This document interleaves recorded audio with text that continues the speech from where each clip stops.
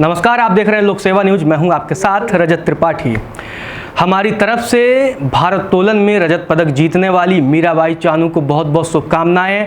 आप भारत की उन सभी बेटियों के लिए मिसाल हैं जो अपने जीवन में कुछ करना चाहती हैं, और आप भी मीराबाई की तरफ प्रेरणा लीजिए और सफलता हासिल करिए। मणिपुर से आने वाली मीराबाई ने हमारे सभी देशवासियों को एक वो सबक दिया है जो कहते हैं कि छोटे जगत से आने वाले बड़ी कामयाबी हासिल नहीं कर सकते, लेकिन मीराबाई ने कर दिखाया है और आज टोक्यो में भारत के तिरंगे का जो शान है उसे बढ़ा दिया है। तो चलिए रुक करते हैं मीराबाई के जीवन की तरफ।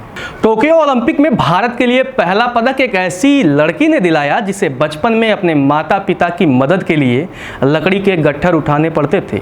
जब वे कहते थे कि बेटी तुम छोड़ दो, भारी होंगे, तो वो लड़की कहती थी नहीं माँ, इसे उठाने में मुझे मजा आता है। उसी लड़की ने आज दुनिया के सामने भारत का सिर गर्व से ऊंचा कर दिया है। उस साधारण लड़की ने आज 48 किलोग्राम वर्ग में भारोत्तोलन प्रतियोगिता में 200 किलोग्राम से ज़्यादा का वजन उठाकर भारत को चांदी का तमगा दिलाने में सफलता हासिल की है।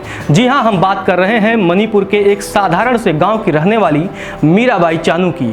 बेशक आज दुनिया मीराबाई चानू की ऐतिहासिक सफलता से परिचित हो चुकी है, लेकिन इस मुकाम तक पहुंचने के लिए उन्हें हर एक कसौटी से गुजरना पड़ा है।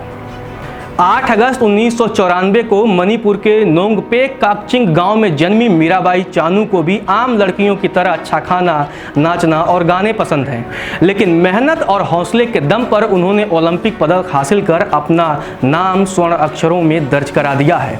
प्रतियोगिता की ट्रेनिंग के लिए उन्हें अपनी बहन की शादी तक छोड़नी पड़ी थी, पर जिस गौरव का अनुभव उन्होंने आज सारे भारतीयों को कराया है, उसके बाद सेखोम परिवार को इसका कोई मलाल नहीं होगा। शुरुआती दिनों में मीराबाई का सपना तीरंदाज बनने का था, लेकिन जब किताबों में उन्होंने मशहूर वेटलिफ्टर कुंज रानी देवी के बारे में पढ़ा तो चानू ने भी वेटलिफ्टर बनने की ठान ली। बता दें, इम्फाल की रहने वाली कुंज रानी भारतीय वेटलिफ्टिंग के इतिहास में सबसे प्रतिष्ठित महिला हैं। कोई भी भारतीय महिला वेटलिफ्टर कुंज रानी से अधिक मेडल नहीं जीत पाई है। कुंज रानी की सफलता से प्रेरणा लेते हुए मीराबाई की वेटलिफ्टिंग की दुनिया में कदम रख चुकी थीं।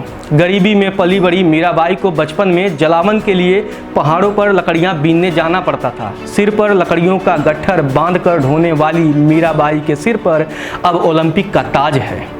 मीराबाई को वेटलिफ्टिंग में बड़ी सफलता 2014 में हासिल हुई, जब उन्होंने ग्लासगो कॉमनवेल्थ गेम्स में 48 किलोग्राम भार वर्ग में भारत के लिए सिल्वर मेडल जीता था। लगातार अच्छे प्रदर्शन की बदौलत उन्होंने रियो ओलंपिक के लिए भी क्वालिफाई किया, लेकिन वहां उन्होंने निराशाजनक प्रदर्शन किया, जिसका एहसास उन्हें भी था और मंच से वह रोती हुई चली गई थी।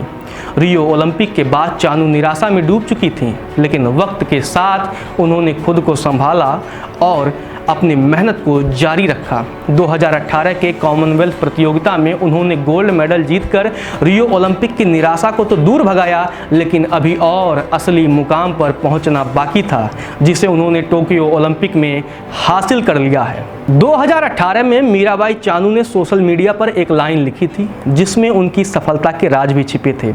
उन्होंने अंग्रेजी में ये जो लाइनें लिखी थी उसको आपको बताते हैं। It takes effort include injuries, experiences, failures, but the path of success was never easy to anyone. जिसका मतलब यह है कि सफलता प्रयास मांगता है, जिसमें चोटें भी शामिल हैं, असफलताओं का अनुभव भी होता है, लेकिन सफलता की राह कभी भी किसी के लिए आसान नहीं होती, और इस बात को मीराबाई चानू ने करके दिखाया है। वेटलिफ्टिंग में भारत के लिए ओलंपिक पदक जीतने वाली चानू अब दूसरी महिला हैं। उनसे पहले सन 2000 के सिडनी ओलंपिक खेलों में कर्णम मल्लेश्वरी ने कांस्य पदक जीता था। फिलहाल के लिए इतना ही। आप देखते रहिए लोक सेवा न्यूज।